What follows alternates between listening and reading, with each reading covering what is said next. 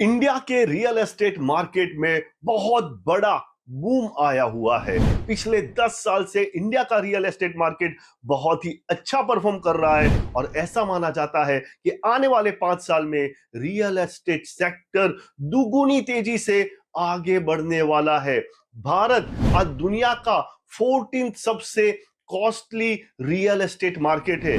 इस real estate boom का आपको कैसे फायदा हो सकता है, रियल एस्टेट में इन्वेस्ट करके आप कैसे ज्यादा से ज्यादा रिटर्न्स कमा सकते हैं, और अगर आप रियल एस्टेट सेक्टर में कोई बिजनेस करते हैं तो आपको कैसे फायदा हो सकता है, क्यों आपको रियल एस्टेट में इन्वेस्टमेंट करना चाहिए और रियल एस्टेट के इक्विटी मार्केट के मुकाबले क्या प्रोज एंड कॉन्स है, देखेंगे हम आज के इस वीडियो में।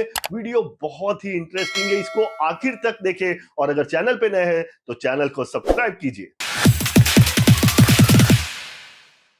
देखिए, रियल एस्टेट में अच्छे रिटर्न्स के लिए आपको बहुत ज्यादा दिमाग नहीं लगाना है, आपको कुछ टैक्टिकल मूव्स लेने हैं। जैसे कि इंडिया आज तेजी से ग्रो हो रहा है, बहुत तेजी से डेवलप हो रहा है। इंडिया के बहुत सारे सिटीज और टाउन्स में नए नए एरियाज डेवलप हो रहे हैं। आज जो एरिया सिटी के बाहर है वो कल जाके सिटी के अंदर आने वाला है। तो ऐसे एरिया में अगर आप इन्वेस्ट करते हो, जो एरिया आज सिटी के आउटस्कर्ट में है, वैसे डेवलपिंग एरिया में अगर आप रियल एस्टेट में इन्वेस्ट करते हो तो ये माना जाता है कि आपको उस इन्वेस्टमेंट पे नॉर्मल रियल एस्टेट इन्वेस्टमेंट के कंपैरिजन में 3 से 4 गुना रिटर्न मिल सकते हैं।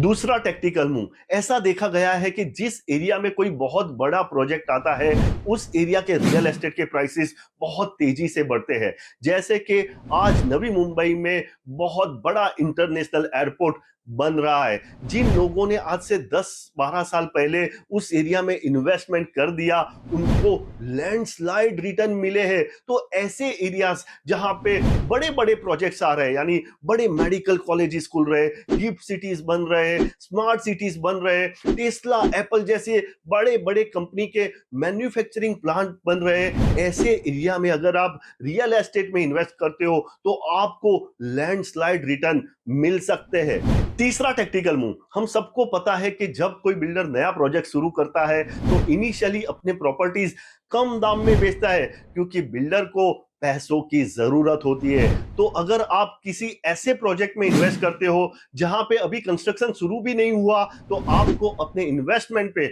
बहुत अच्छे रिटर्न्स मिल सकते हैं। लेकिन सिर्फ एक बात का आपको ध्यान रखना है कि बिल्डर अच्छा हो। ऐसा ना हो कि बिल्डर प्रोजेक्ट को अधूरा छोड़ दे और आप बीच में ही लटक जाओ। चौथा और बहुत इंपॉर्टेंट टेक्निकल मूव है ऑक्शन प्रॉपर्टी। बहुत सारे लोग प्रॉपर्टी पे लोन लेते हैं लेकिन वो लोन वो भर नहीं पाते और बैंकों को वो प्रॉपर्टी कौड़ियों के दाम में बेचनी पड़ती है। तो ऑक्शन प्रॉपर्टी में इन्वेस्ट करके भी आप बहुत अच्छे रिटर्न्स कमा सकते हो। लेकिन सवाल यह है कि ऑक्शन प्रॉपर्टी आपको मिलेगी कहां से। अगर आप कोई इंडिविजुअल हो तो आप कोऑपरेटिव बैंक जो होती है उनके स्टाफ को, उनके मैनेजर्स को कांटेक्ट कर सकते हो, क्योंकि कोऑपरेटिव बैंक्स में ये इंफॉर्मेशन आपको आसानी से मिल जाती है कि कौन सी प्रॉपर्टी ऑक्शन में जाने वाली है। तो बैंक का भी फायदा हो जाता है और आपको भी प्रॉपर्टीज बहुत कम दाम पे मिल जाती है। मेरे जो रियल एस्टेट के ब्रोकर भाई हैं उनके लिए बहुत ही इंपॉर्टेंट इंफॉर्मेशन, बहुत सारे नेशनलाइज जो बैंक होते हैं वो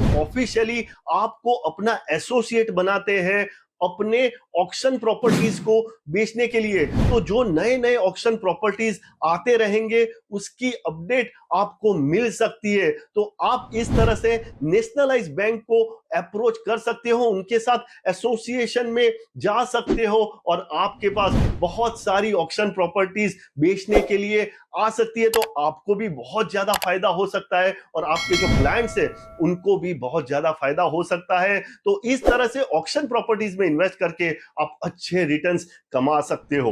बहुत सारे लोग मेडिकल कॉलेजेस और बड़े बड़े इंजीनियरिंग कॉलेजेस के पास प्रॉपर्टी लेते हैं, क्योंकि आजकल के जो स्टूडेंट्स हैं वो हॉस्टल में रहना पसंद नहीं करते। तो आपको इन स्टूडेंट से बहुत अच्छा रेंट मिल सकता है और आपके इन्वेस्टमेंट पे आपको अच्छा रिटर्न्स मिल सकता है। बहुत सारे लोग ऐसे प्रॉपर्टीज में इन्वेस्ट करते हैं जो आने वाले समय में रीडेवलपमेंट में जाने वाले हैं, लेकिन ये बहुत ही रिस्की मूव हो सकता है, क्योंकि बहुत सारे ऐसे प्रॉपर्टीज होते हैं जिनका आज रीडेवलपमेंट का बात चल रहा है, लेकिन प्रॉपर्टी रीडेवलपमेंट में 20 साल के बाद जाती है। तो इसमें आपको अच्छे रिटर्न्स मिल सकते हैं, लेकिन आपको बहुत सोच समझ के आगे बढ़ना पड़ेगा। लेकिन आपको रियल एस्टेट में क्यों इन्वेस्टमेंट करना चाहिए? रियल एस्टेट एक ऐसा इन्वेस्टमेंट है जो आपको आने वाली पीढ़ियों के लिए बहुत बड़ा वेल्थ क्रिएट करने का मौका देती है। आपने बहुत बार सुना होगा कि दादाजी ने कौड़ियों के भाव पे प्रॉपर्टी ली थी, आज उनके 10 पोते हैं,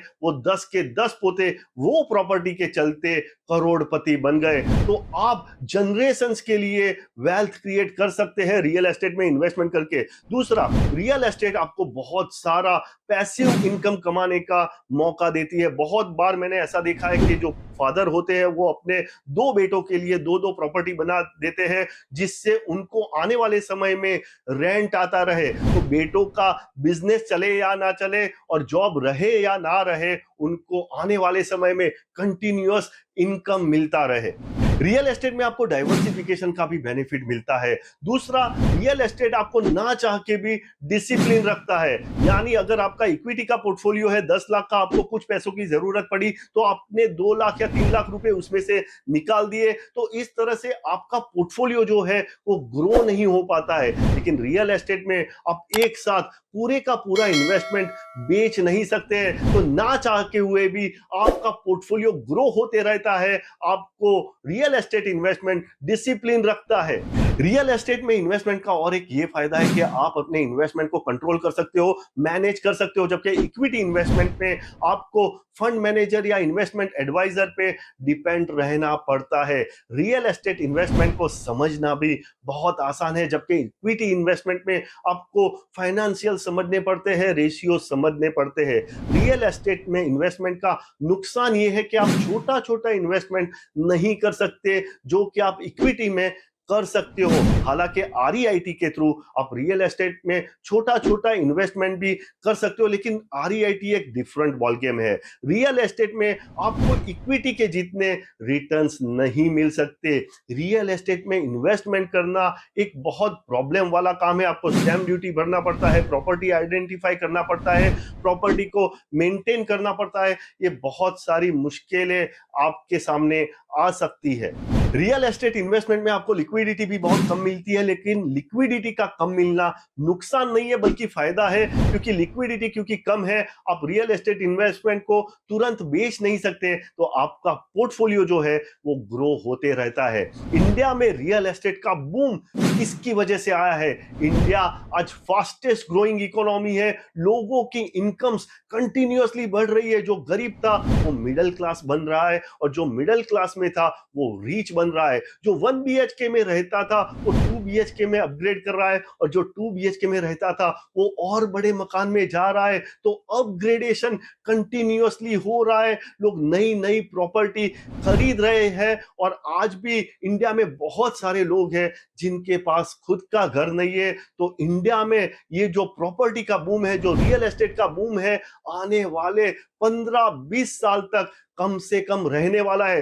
दूसरा, बहुत सारी फॉरेन कंपनियां इंडिया में अपनी मैन्युफैक्चरिंग फैसिलिटीज डालने वाली है, तो उसकी वजह से भी इंडिया में रियल एस्टेट बूम बहुत लंबे समय तक रहने वाला है, और रियल एस्टेट इन्वेस्टमेंट आपको बहुत अच्छे रिटर्न्स आने वाले समय में देने वाला है। आशा करता हूं ये वीडियो आपको पसंद आया होगा। इस वीडियो को ज्यादा से ज्यादा लोगों के साथ शेयर कीजिए, जिससे सबको रियल एस्टेट के इस बूम का फायदा हो। अगर वीडियो पसंद आया तो वीडियो को लाइक कीजिए, और चैनल पे नए हैं तो चैनल को सब्सक्राइब कीजिए, और सब्सक्राइब करते टाइम बेल आइकन दबाना बिल्कुल ना भूले। अपडेटेड रहिए, इंफॉर्म्ड रहिए, क्योंकि दुनिया बदल रही है।